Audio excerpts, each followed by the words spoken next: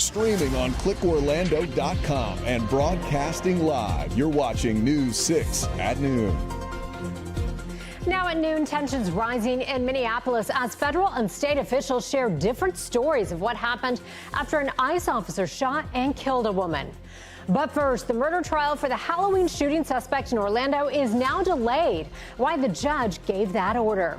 All the pieces were in place today for jury selection to start in the double murder trial of the 18-year-old man accused in the 2024 Halloween downtown Orlando shooting. But the judge delayed the trial as he ordered a mental health evaluation for the defendant, Jalen Edgar. Your Orlando community correspondent Mike Valenti was inside the courtroom today and explains why Edgar and his defense attorney don't appear to be on the same page. As we told you Wednesday, Jalen Edgar tried to ditch his court-appointed attorney, Junior Barrett. But Judge Keith Karsten denied that request. Thursday morning, though, that same judge ruled in Edgar's favor on a matter on which Edgar and his defense attorney did not seem aligned. That issue being a not guilty by reason of insanity defense.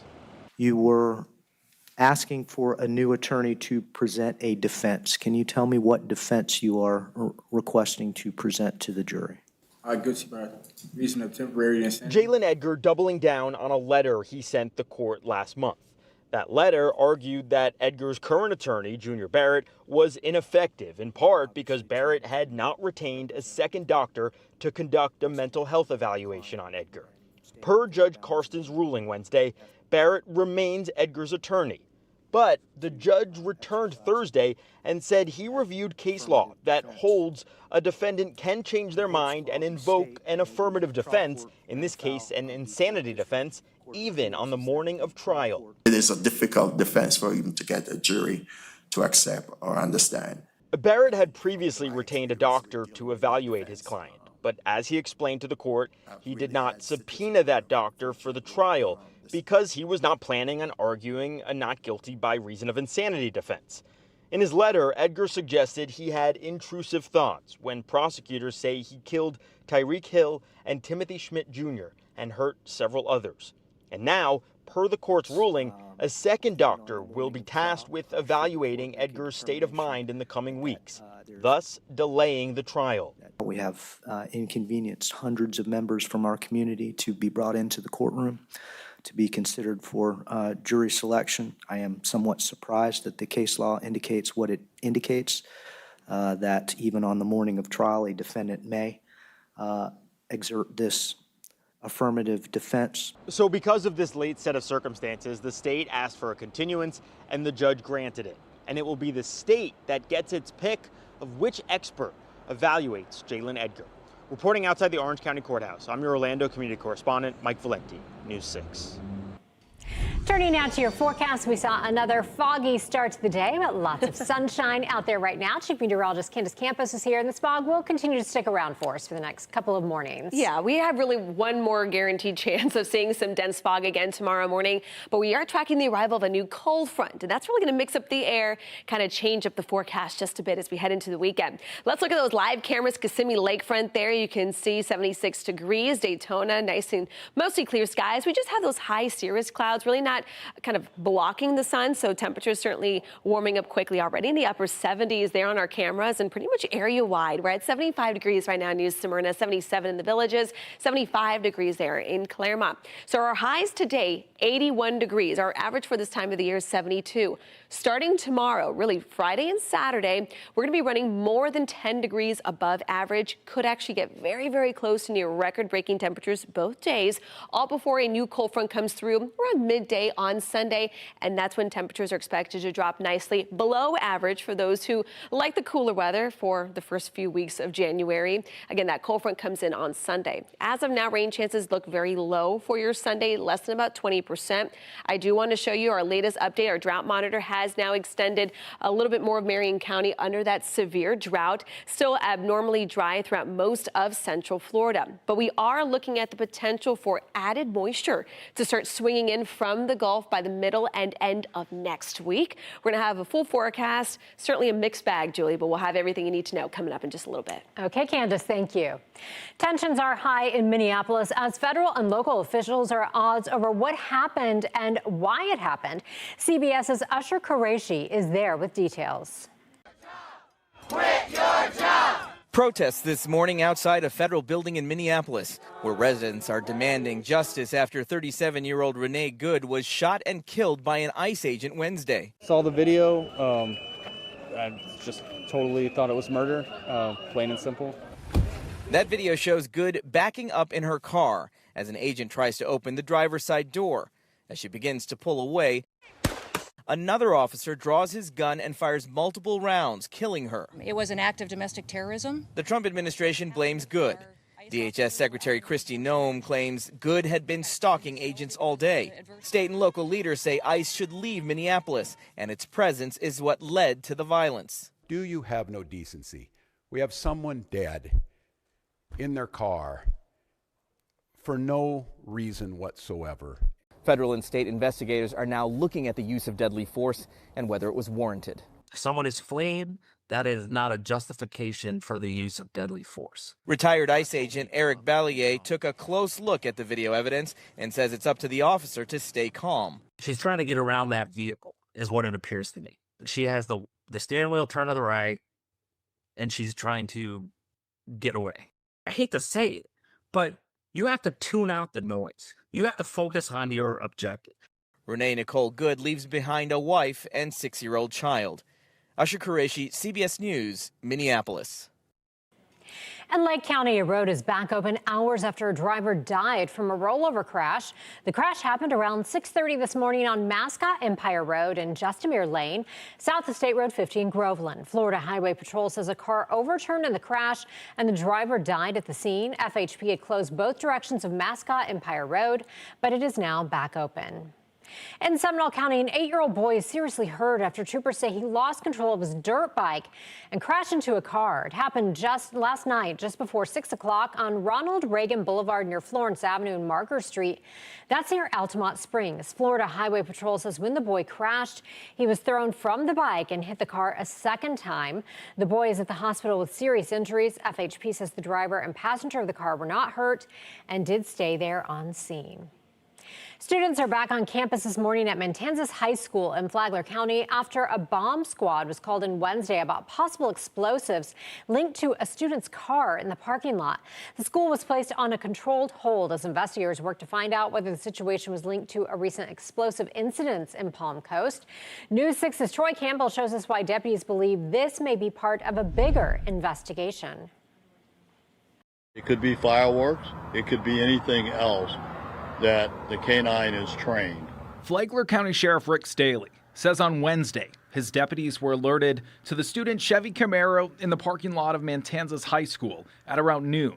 It was parked near the tennis court. During that investigation, we received information about a suspect vehicle and a suspect individual. We found that information this morning after school had started. Investigators believe the car may be linked to 2 incidents involving explosives over the past 2 days in Flagler County. One was related to an incident in the S section of Palm Coast, and the other one was an incident related in the L section of Palm Coast. Detectives tried to speak with the student who parked his car at the school, but he refused. He exercises Fifth Amendment right like any American has the right to do in this country, and I can't blame him for doing that. That's when investigators called in a K-9 unit, which indicated a positive hit for explosives on the vehicle. A positive hit doesn't mean that there was anything active currently in that vehicle.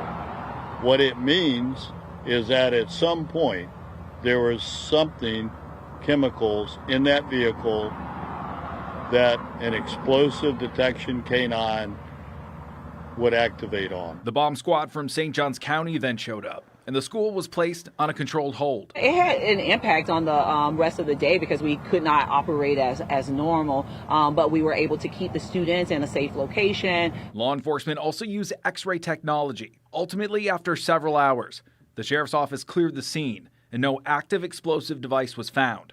However, detectives say they collected evidence from inside. And I want to thank the students. There are a number of students that were impacted because they can't get to their car. In Flagler County, Troy Campbell, News 6. In Marion County, we're getting a look at the suspect accused of shooting and killing an Ocala man in what's being called a random attack.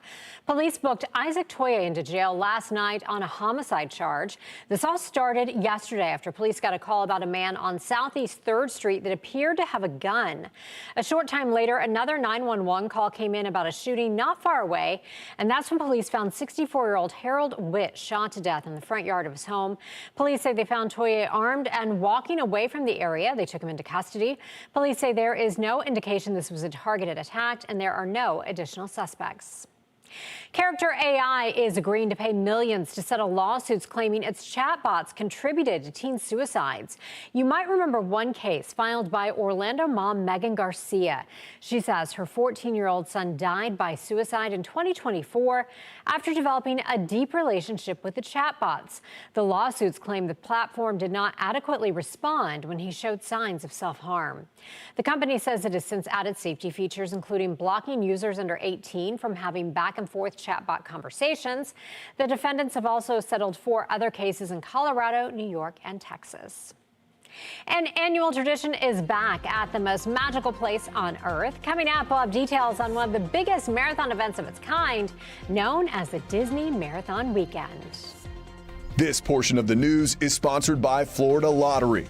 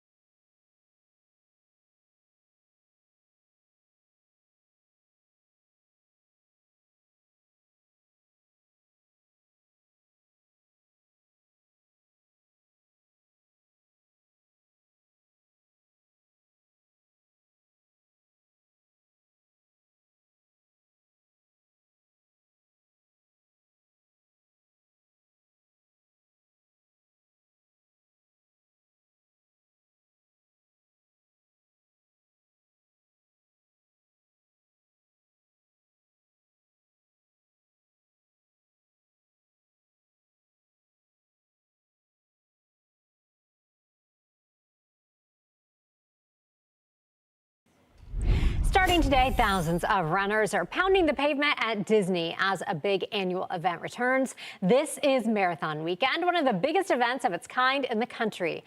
The 33rd year of the event kicked off at 5 this morning. Look at that, all those fireworks with the start of the 5K race.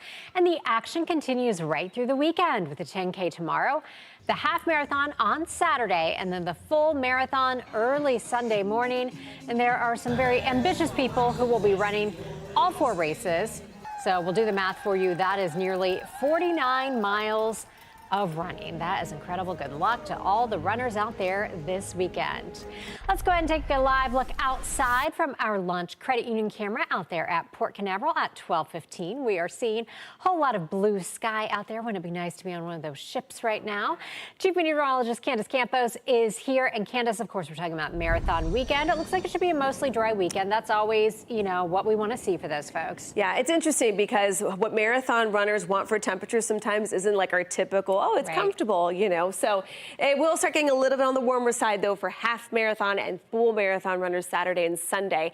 But let's talk about what you can expect. It is going to be feeling more like the first week of April rather than the first week of January. It's kind of an April Fool's kind of moment, right? As we're going to be nearing record highs starting Friday, possibly again on Saturday. I think our closest or our best chance for breaking a record will be on Friday. The records on Saturday are a little higher, but then we are watching the approach of a new cold front. And as that comes through, we'll be bringing a low-end chance for an isolated shower or two. Rain chances stay limited throughout the majority of the weekend and into next week. But there are some changes that we will be tracking. We'll track cool down early next week. Possible rain as we wrap up next week. I'll show you that in just a few seconds. All right, let's talk temperatures out the door. You can check those temperatures with your News 6 weather app. Even if you are traveling, you're outside of Central Florida, as long as you enable that GPS, you will be able to give you those temperatures where you're at. We're at 77 degrees in the Villages, 75 in Daytona, 76 from Cape Canaveral all the way down through Mico. But now let's check on that hour-by-hour forecast for today. Your forecast is sponsored by Strata Services. Our average high for this time of the year, just to put things into perspective, 72. Today we are back into those low 80s, mid 70s along the coastline. If you are planning on enjoying the beaches, either today, tomorrow, the weekend, temperature-wise, the weather's going to be great. Water-wise, we do still have that moderate to high risk of rip currents. But let's talk about that Disney Marathon Weekend. Let's spotlight the 10K. Those are big-time runners, too. We are looking at some dense fog once again into the forecast early tomorrow morning as temperatures will be in those low 60s. So it will be a little bit more on the muggier side because of that fog that's in place. But then if you're planning on enjoying the parks later on, you want to sport the metal you've got, it's going to be mostly clear. It will be warm, though, again, nearing records. Let's show you here clouds and rain futurecast. Mix of sun and clouds for today. Again, could have another round of some dense patchy fog tomorrow morning. We'll wait and see if we do get that advisory. Normally gets triggered around after midnight, early 2 a.m. So we'll be watching that closely. Then as we head into your Sunday, notice we'll have a little more cloud cover. Will help keep temperatures out of the 80s on Sunday. We can't rule out the chance of a passing sprinkle or so. That comes on Sunday afternoon. Not enough to cancel any outdoor plans you might have. Just don't be surprised if you do get caught under a quick moving shower. It really won't last long. But ahead of that front, this is where our highs look like on Friday. 83 in Orlando, 1 degree shy of that record set back in 2013. Could easily be tying a record in Leesburg with a high of 82 degrees. Then as we fast forward behind that front, the winds come in out of the north. Notice your highs will be staying in the mid to low 60s. So we'll go from about 10 degrees above average down to below average. Then I want to turn your attention to what could be possibly lurking at the end of the 7-day. That's a 40% chance of rain. We are watching the approach of some added moisture actually spilling in from the Gulf. That's something we're going to be tracking pretty closely, really fine-tuning that, but I do want to turn your attention to that. Before we get there, though, make sure you got the sprinklers going. You certainly will be needing it, Julie. Candace, thank you. Public schools in Florida are already required to let elementary students have recess, but older students could be next. The proposed expansion in minutes. And the largest hip-hop music festival is only making one stop in the U.S. this year, and it is right here in Central Florida. Coming up when Rolling Loud begins and how you can get your tickets. Here's a live look at downtown Orlando from our Light Orlando Delivering Hope camera. You're watching News 6 at noon. We'll be right back.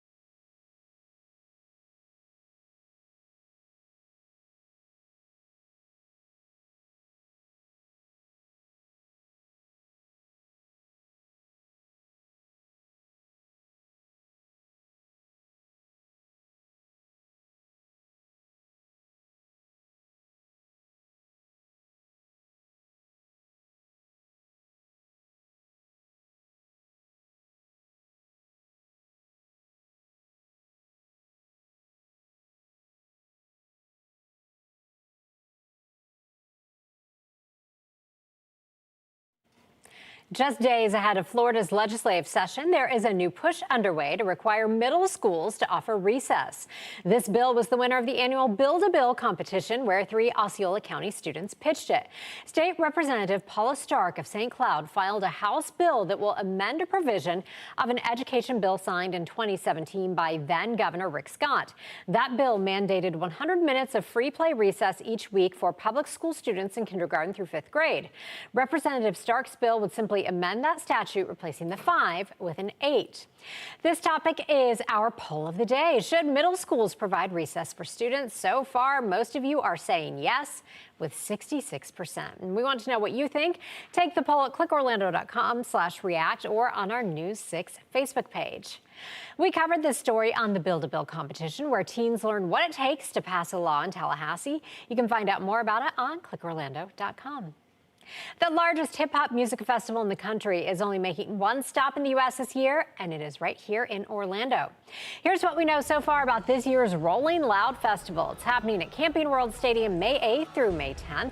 According to the festival's Instagram, parties, pop-ups, and a lot more is expected during the event. However, no official lineup has been announced. Pre-sale tickets go on sale tomorrow morning at 10. Stay with us. We'll be right back.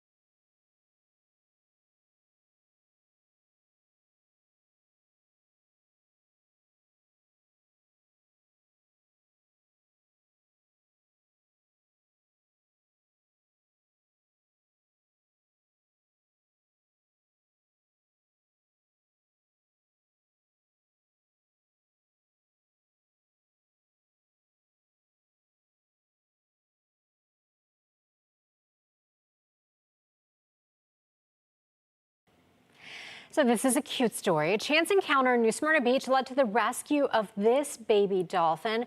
It all happened yesterday morning when a photographer was told by a jogger about the stressed dolphin near the jetty. The photographer Shelley Lynch pulled the calf from the water and called Hub SeaWorld Research Institute for what to do next. The dolphin was stabilized and taken to SeaWorld for further care. So we hope he or she is doing well. Good hands there at SeaWorld. They do great work. And before we go, we have a programming note to share with you. Drew is on the move to make way for something new. Starting Monday, you can find the Drew Barrymore Show at 9 a.m. Then at 3, a new show coming to you live from Orlando. It all starts Monday right here on News 6. So we are excited to share that with you. And again, that starts on Monday. You'll find Drew at 9 a.m. Working really hard for that 3 o'clock. Exactly. I'm excited. All right, let's talk about your weather forecast. If you are out and about throughout the day today, we'll be a bit on the warmer side, close to near record though, starting tomorrow. So prepare yourself. Okay, Candace, thank you. Sure. Thanks for joining us this noon. Our next newscast is at 4, and you can always check clickorlando.com for any updates. Have a great day.